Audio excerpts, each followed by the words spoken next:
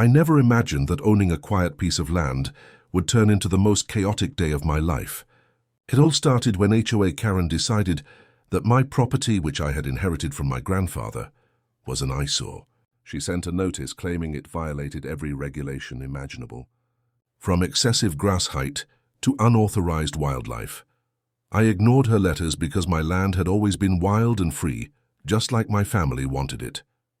But Karen doesn't take no for an answer. One morning I drove past my land and saw a shocking sight. Her ridiculous posters plastered everywhere, announcing a huge community camping festival right on my property, inviting 1,000 people to set up tents, grills, and stages. I felt a surge of anger. This wasn't a harmless gathering. It was trespassing on the land I loved. I had warned the HOA many times that the property was private. But Karen thrived on chaos and attention. By the time the campers arrived, the land was buzzing with music, laughter, and the smell of barbecue. So I stood at the edge of my property, heart racing, knowing I had to do something.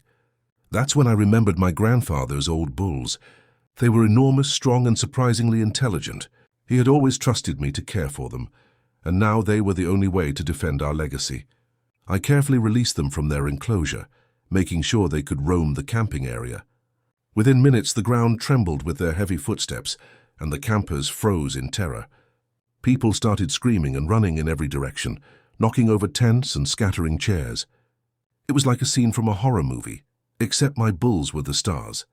Amid the chaos, I paused and asked myself, how would you feel if someone treated your land like a playground without your permission? That thought hit hard because it wasn't just about property. It was about respect. By the time the HOA representatives arrived, the land was empty, except for a few stragglers hiding behind trees. Karen was pale, trying to argue, but I calmly reminded her that this was private property and that trespassers had consequences. From that day on, no one dared to challenge my boundaries. My land was peaceful again. But the story of that wild day spread through the town, and I had a feeling Karen would never forget the bulls or me.